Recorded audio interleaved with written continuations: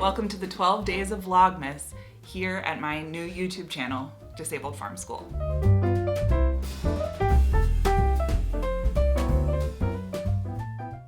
Alright, so today I thought we'd do something fun and easy and seeded, which is kind of a 2-for-1. Really a 3-for-1. Is it a 3-for-1? The brain fog has set in and counting is difficult. This is a butternut squash. Oh. My mother grew it in her garden. She grows very delicious butternut squash. So I'm going to cook this butternut squash, but before I do, I'm going to seed save. I'm going to save the seeds from the squash, and I thought I would explain how to do that for folks who are interested and talk a little bit about seeds and seed saving, and especially seed saving as a winter activity and a hopeful activity.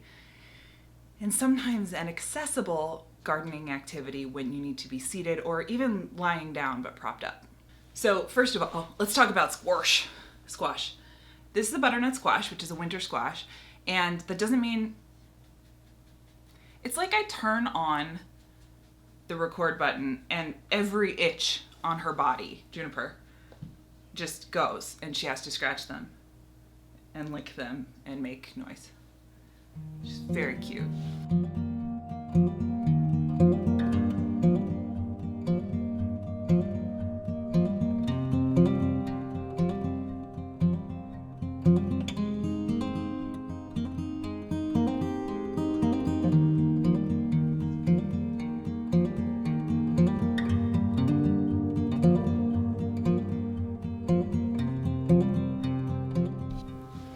Honestly, the angle of this chair and the camera is hurting my neck, so hang on.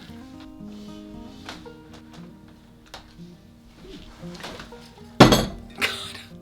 So this is a butternut, which is a winter squash, which doesn't mean that it grows in the winter. It means generally that it stores well and you can eat it in the winter, as opposed to, say, a zucchini, which if you look sideways from it for 45 seconds will grow to the size of a house and then spoil. This grew all summer, and then it's seasoned. I think she field seasoned these, so that just means letting the skin get kind of hard. Is it seasoned? Is that what it's called? Brain fog. And the cool thing about my mom's butternut squashes that she grows is that they're not grown near any other squash. And the reason that's important is because they can cross-pollinate with each other. The pollinators that pollinate them will move that pollen together, and the seed has the new genetic material of the two parents, the two parent plants, right? So even if this is a butternut, the seeds in it, if they were, say, across, you could get a very unexpected resultant squash. Now, the specifics of which squashes cross with which. If you're like if your mouth is really dry, say that, and then it just will be full of saliva. So in the past, my mom has grown out those sort of unpredictable seeds just to see what would happen, and got some cool squash, and it was edible, but it wasn't a butternut. It was a new squash.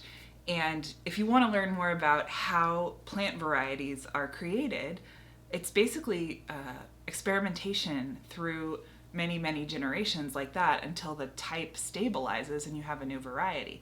So gardeners and farmers do this all the time, and have been for, as long as humans have been planting seeds. This came from a garden where there was no chance of cross-pollination anywhere nearby. Maybe someone else's backyard garden, but probably not. So we think that it will do what's called seeding true. It will seed true, meaning the seeds will create or grow into a plant whose fruit will look like the thing we saved the seeds from. This is technically the fruit of the plant, even though it's a vegetable. Should I ask you in the comments whether you think vegetables exist or not? Or is everything just a fruit? Because there's vegetables that aren't fruits, right? Because they come from like the stem or the roots of the plant. Vegetables, culinary term. All those other terms, botany terms, gardening terms.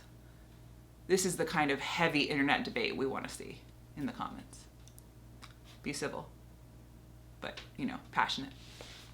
The way you save seed from a butternut, as far as I remember, because brain fog, is we're gonna have to open it because the seeds are on the inside, so that's key.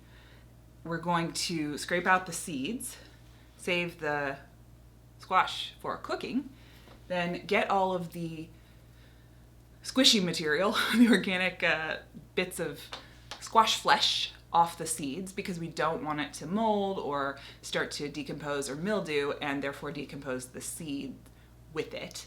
Then we're gonna rinse off the seeds, pat them dry, and put them somewhere out of the sun, but fairly dry and moderately warm, not too warm, or again, they can start to sprout, and let them dry out. And then we'll put them in an envelope and save them. So in a few easy steps, the way you save seed from a butternut squash, first you gotta cut it open. They're on the inside. Scrape out the seeds into a bowl. Try to pick them out of the squash flesh, that goopy orange stuff, as much as possible, because you don't want that to decompose and take the seed with it. There are some seeds that you save by actually fermenting the flesh of the vegetable around the seed, but not this one. This one you want to rinse them off, get them nice and rinsed, lay them in a single layer on cutting board or something where it won't, something that's not soft, right? Something where they won't get stuck to it, something hard. Dry them off, flip them over, dry them off, and then leave them somewhere to dry that's moderately warm, not too warm, and out of the sun. Once they're completely dry, store them in a cool, dark place and label them. You can plant them in the spring. And then once I'm done with that, I'm gonna cut the squash. No, I've already cut the squash. You guys, I'm tired. Fatigue. Nah. Then I'm gonna take the squash, I'm gonna rub it with olive oil on the inside and out, and I'm gonna roast it at 375 or 400 degrees Fahrenheit until it's tender and the knife goes easily in and out. And then I'm gonna eat it for dinner. So, you know, 2 for 1.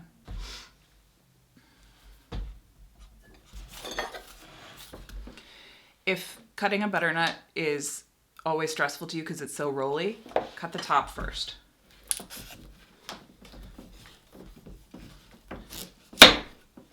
And then stand it on its flat side, like that.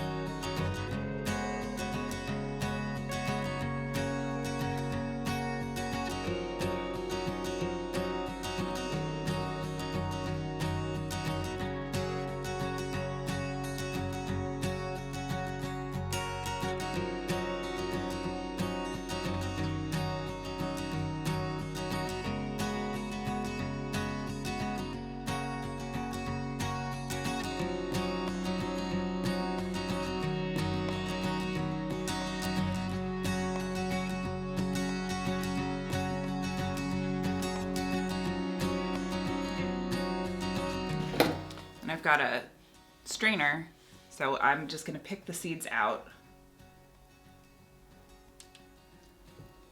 with as little goop on them as possible. Put them in there.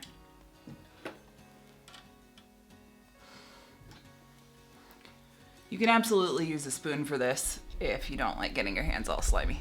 I kind of love it.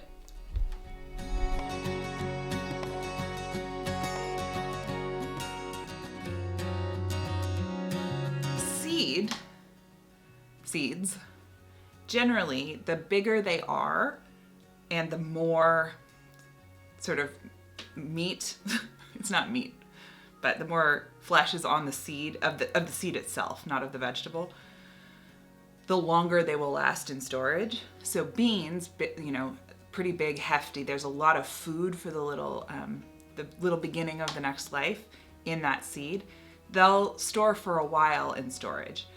Lettuce seed, which they're almost invisible. I've had them go bad after a season. If you store them in a really cool, dry place, they might last longer. So I don't really need more than this, because this is, you know, if I'm estimating, probably 100 seeds, and I don't have enough space for even half that many squash plants this year. Now, not every one of these will grow into a squash plant. I might put 1 or 2, maybe 3 in each seedling cup, and then get 1 out of each of those. But I still don't have space for more than maybe 3 butternut squash plants because they take up a ton of space. So I remembered what the third bonus of this activity is, which is you can split the seeds and save some of them, and you can roast the other ones and eat them. You roast them on a sheet pan. I usually add a little oil and a little bit of soy sauce, but you can add whatever flavoring you want. Just check them frequently because they do burn very easily. And they make sure, there's something that you can digest. Most people can, but lots of people in the chronic illness community can't digest stuff that theoretically a lot of people can digest. I, for one, can't eat beets anymore. I love beets. I don't know what happened. I do know what happened.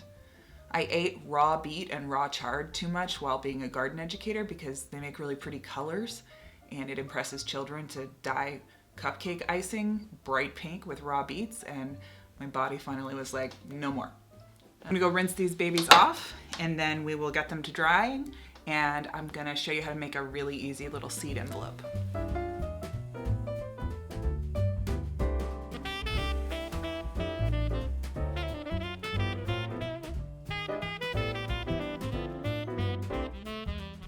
Put aside my beautiful orange squash babies. I'm gonna lay these out on this cutting board.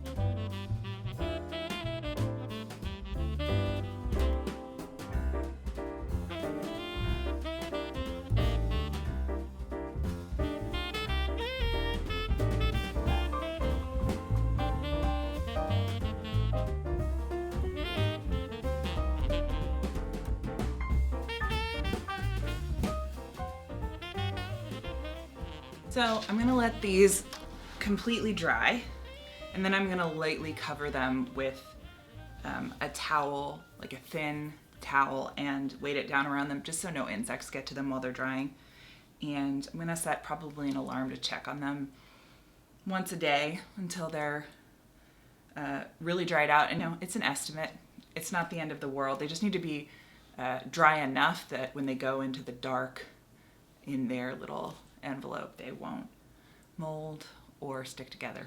Seeds are so special to me and magical to me. I mean, they're not special to me like more than they are to anyone else. But there's a reason that the seed in Jack and the Beanstalk is magical, that the beans are magic. It's because one bean can grow a plant that can feed you for days with the number of beans that it produces.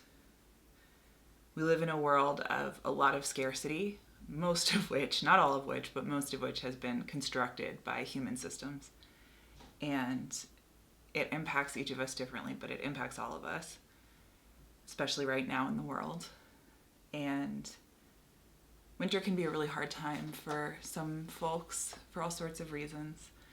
Maybe you don't feel accepted where you live, or you don't have access to what you need, including community, or the dark really gets to you. Whatever is happening around you, I think seeds are a really practical and pragmatic piece of hope, because when you save seeds, you are automatically imagining the future, and you're making a plan in collaboration with your local ecology, even if it's just the seeds in your kitchen, to continue to live, to continue to collaborate, to grow in the future, to feed and nourish yourself and others in the land.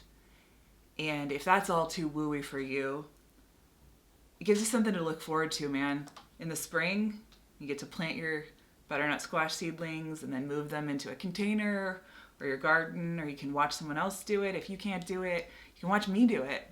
Hopefully these get all the way to a finished butternut at the end of the year, but if they don't, it's still gonna be a really fun process, because every part of the process, from saving the seeds to planting the seeds, eating the squash, growing the new squash, failing and learning, compost, all of it, I really find, forgive the pun, grounding.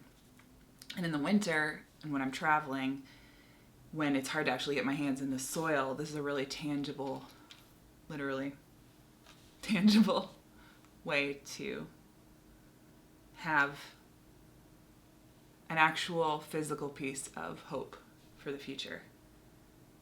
Seeds are really magical. They're not alive, they're not dead, they're kind of alive, they're waiting.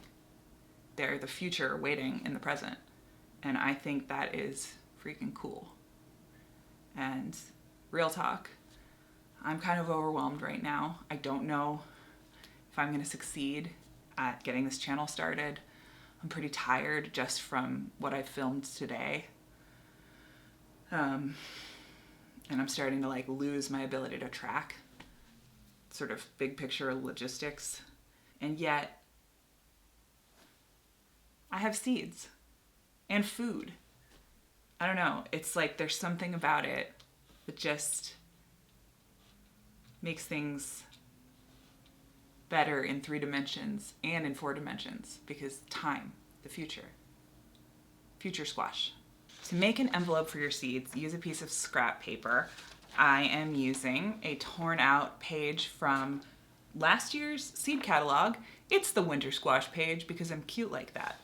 And basically you just need there to be no open edges where the seeds can fall out.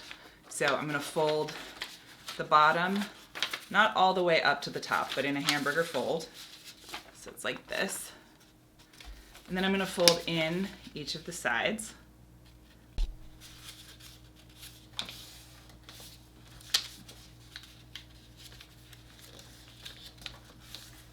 I'm gonna fold in these corners, but not have them overlap this opening.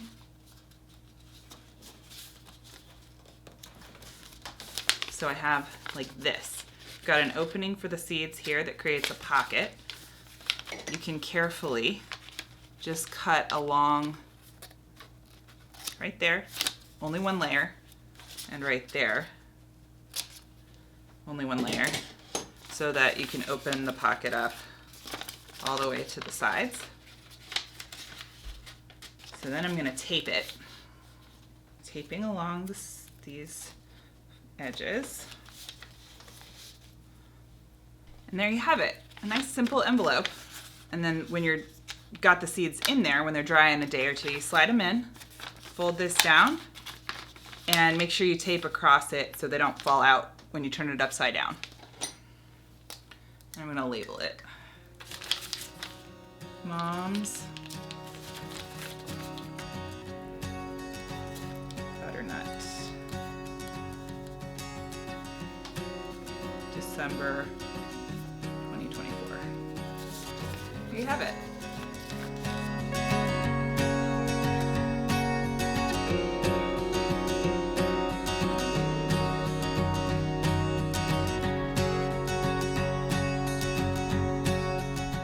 Thanks for joining me here on the 12 Days of Vlogmas at Disabled Farm School.